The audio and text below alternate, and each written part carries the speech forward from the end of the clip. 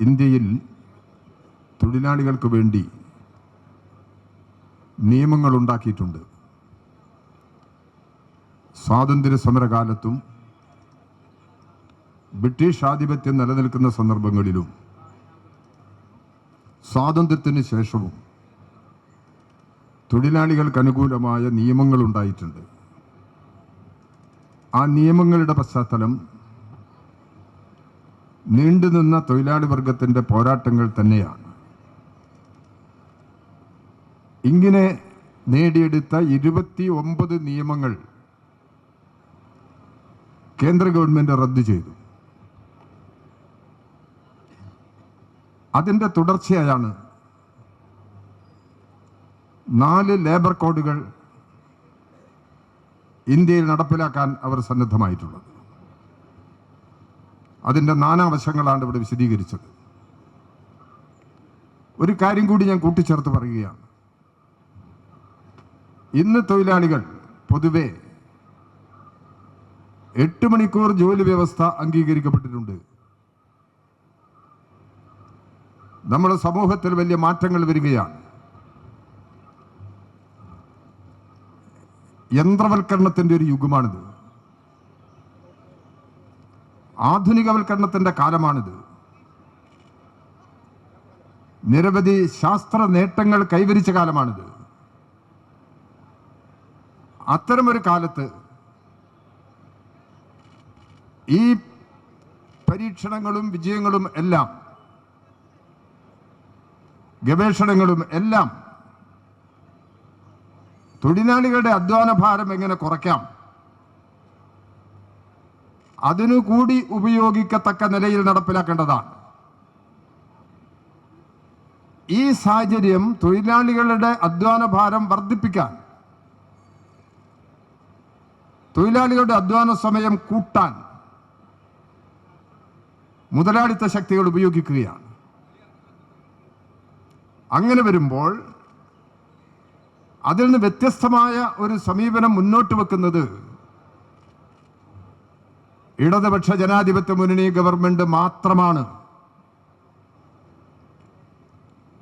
Labour code നടപ്പിലായാൽ 8 മണിക്കൂർ ജോലി വ്യവസ്ഥ നിലനിൽക്കില്ലല്ലോ. 8 മണിക്കൂർ ജോലി വ്യവസ്ഥ നേടുന്നതിനൊരു ചരിത്രമുണ്ട്.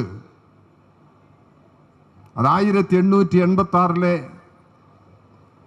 അമേരിക്കയിലെ ചിക്കാഗോ കേന്ദ്രമായി നടത്തിയ തൊഴിലാളി വർഗത്തിന്റെ മുന്നേറ്റമാണ്. തൊഴിലാളികൾ, തൊഴിലാളി പ്രവർത്തകർ, ആ സമരത്തെ നയിച്ച ട്രേഡ് യൂണിയൻ നേതാക്കൾ അവരെല്ലാം കൊല ചെയ്യപ്പെട്ടിട്ടുണ്ട്. ഇന്ന് തൊഴിലാളി വർഗം 8 മണിക്കൂർ ജോലി വ്യവസ്ഥ നേടി. ആ നേട്ടം കൈവരിക്കുന്നതിൻ്റെ പിറകിലുള്ള ചരിത്രം നമ്മുടെ സഖാക്കൾ, നമ്മുടെ നേതാക്കന്മാർ,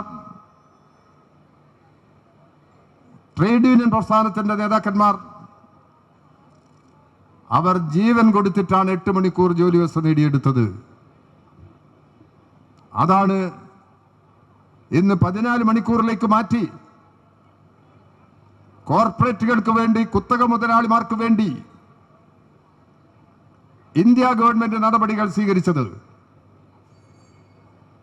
ഇത് അപകടകരമാണ്. ഈ തൊഴിലാളി വിരുദ്ധ നിലപാടുകൾക്കെതിരായി നടന്ന 2024 നടന്ന സമരത്തിൽ 2025 നടന്ന സമരത്തിൽ 25 കോടിയിൽ പരം തൊഴിലാളികൾ പങ്കെടുത്തു.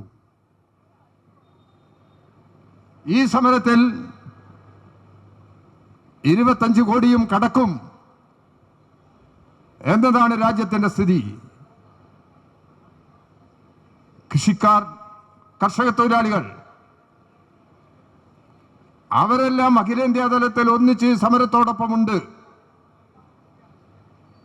രാജ്യമാകെ നേരിടുന്ന അതിഗുരുതരമായ സാഹചര്യമാണ് ഈ ഐക്യപ്രസ്ഥാനം രൂപപ്പെടുന്നതിലേക്ക് എത്തിയത്. കൂലി ഇന്ന് കേരളത്തിലെ തൊഴിലാളികൾക്ക് അറിയാമല്ലോ. 87 മേഖലകളിൽ ഈ കേരളത്തിൽ ഇന്ന് മിനിമം കൂലിയുണ്ട്. ആ ഒരൊറ്റ മിനിമം കൂലിയും